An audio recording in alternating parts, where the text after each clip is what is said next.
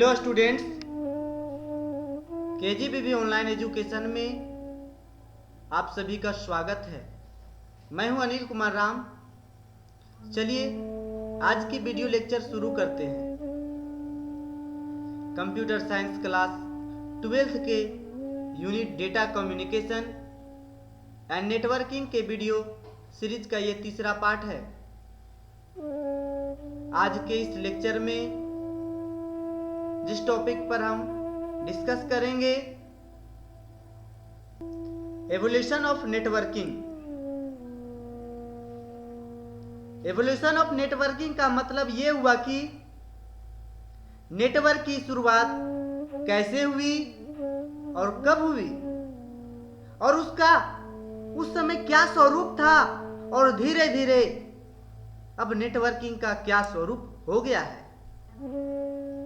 तो सबसे पहले हम लोग देखते हैं नेटवर्क के बारे में। पहला जो हमारा नेटवर्क था वो हमारा उस नेटवर्क का नाम ARPANET था। ARPANET का full form advance research project agency network है। इस नेटवर्क की शुरुआत 1969 में हुई और इसे शुरू किया गया था US department of defence and different universities, यानी यूएस के रक्षा मंत्रालय और वहां की बहुत सारे विश्वविद्यालयों के द्वारा 1990 में इनको कंप्लीटली रूप से बंद कर दिया गया।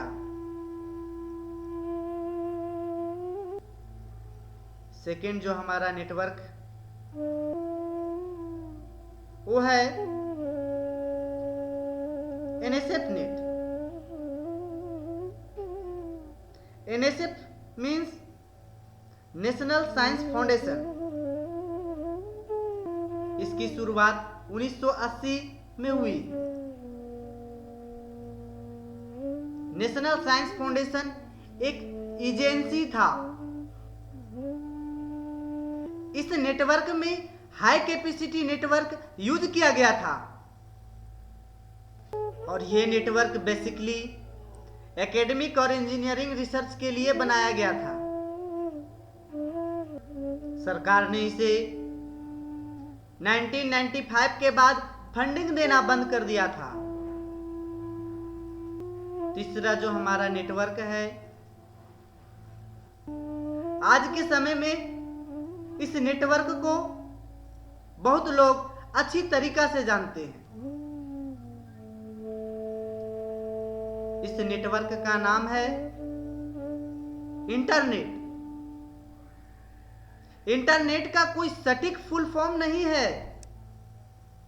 कुछ लोग इसे इंटरनेटवर्किंग भी कहते हैं और बहुत सारे लोग इसे इंटरनेशनल नेटवर्क भी कहते हैं। एक्चुअली ये वर्ल्ड वाइड नेटवर्क है। नेटवर्क का इसका डेफिनेशन को और डिटेल में हम लोग आगे के क्लासे में देखेंगे। इंटरनेट की शुरुआत 1990 में हुई। ये नेटवर्क इंटरनेशनल नेटवर्किंग था, यानी बहुत सारे नेटवर्क को जोड़ने के बाद बनाया गया था। इनमें जो नेटवर्क शामिल था वो था ARPANET, NSF नेट और भी बहुत सारे प्राइवेट नेटवर्क, और इन्हें जोड़कर जो एक सिंगल नेटवर्क बनाया गया था उसका नाम इंटरनेट था।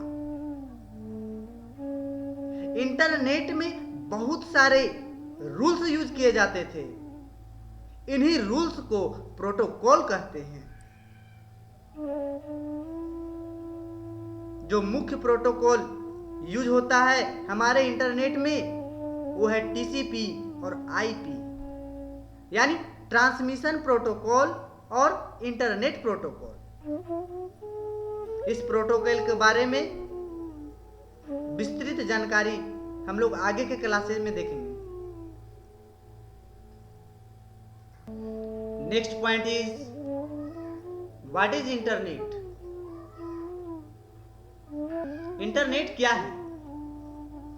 The internet is globally connected network system that uses TCP/IP to transmit data via various types of media. The internet is a network of global exchanges including private, public, business, academic and government networks connected by guided, wireless and fiber optic technologies. Internet globally connected एक network system है। Globally का मतलब यहां पर यह हुआ कि विश्व में बहुत सारे नेटवर्क हैं, अलग अलग देशों में कंप्यूटर के नेटवर्क हैं। उन सारे नेटवर्क को जोड़ दिया जाता है और एक खास प्रोटोकॉल टीसीपी आईपी को यूज किया जाता है इस कम्युनिकेशन में, और इस नेटवर्क में डेटा का ट्रांसमिशन होता है, वो है हमारा इंटरनेट। यहां पर डेटा को जो ट्रांसमिशन होगा वो तरह तरह के मीडिया के थ्रू होगा। मीडिया का मतलब ये हुआ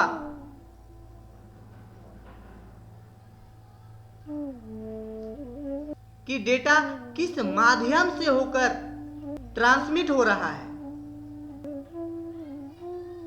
डेटा अलग अलग मीडिया के थ्रू ट्रांसमिट होता है। मीडिया वायरलेस भी हो सकता है, विथ वायरलेस भी हो सकता है।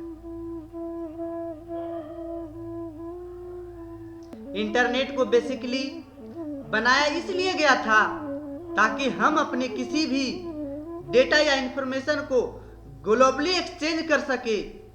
ग्लोबल का मतलब ये हुआ कि हम इंडिया में बैठे हों तो यूएस से भी यदि डेटा भेजना हो या मंगाना हो तो इजीली भेज और मंगा सकते हैं। चाहे किसी भी देश में डेटा भेजना हो या मंगाना हो, या विश्व के किसी भी कोने में डेटा भेजना हो या मंगाना हो, उसे इजीली भेज सके और मंगा सके। इन नेटवर्क्स के बारे में बात करें, जिन नेटवर्क से मिलकर इंटरनेट बना है उनमें शामिल है कुछ प्राइवेट नेटवर्क, कुछ पब्लिक नेटवर्क, कुछ बिजनेस नेटवर्क, कुछ एकेडमिक नेटवर्क और कुछ गवर्नमेंट नेटवर्क। और ये जितने भी नेटवर्क हैं ये जुड़े हुए होते हैं गाइडेड, वायरलेस और फाइबर ऑप्टिक टेक्नोलॉजी के जरिए। Guided, wireless and fibre optic technology के बारे में भी आगे के क्लासेस में देखेंगे। Next point is internet functioning during data transferring. Data का ट्रांसफर कैसे होता है इंटरनेट में, आइए इसके बारे में जानते हैं। सबसे पहले जिस कंप्यूटर में मैसेज या डेटा को भेजा जाना होता है उस कंप्यूटर पर उस मैसेज को छोटे छोटे टुकड़ों में बांट दिया जाता है जिसे हम पैकेट्स कहते हैं। इस packets is given a number serial wise is 1 2 3 so on, और हर पैकेट को एक सीरियल वाइज नंबर दिया जाता है। Example, packet number 1, packet number 2, packet number 3 so on. Next, all these packets are then sent to the address of destination computer. इन सारे packet को फिर हम लोग डेस्टिनेशन कंप्यूटर के एड्रेस में भेजते हैं, या जिस कंप्यूटर पर डेटा भेजा जाना होता है वहां भेज देते हैं। The destination computer receives the packet is random manner. If a packet is garbled और lost it is demanded again. Destination computer पर हमारा जो पैकेट पहुंचता है वो रैंडम मैनर पर पहुंचता है। रैंडम मैनर का मतलब ये हुआ, हो सकता है पहले डेटा पैकेट नंबर 3 पहुंचे, पैकेट नंबर 2 पहुंचे, पैकेट नंबर 10 पहुंचे।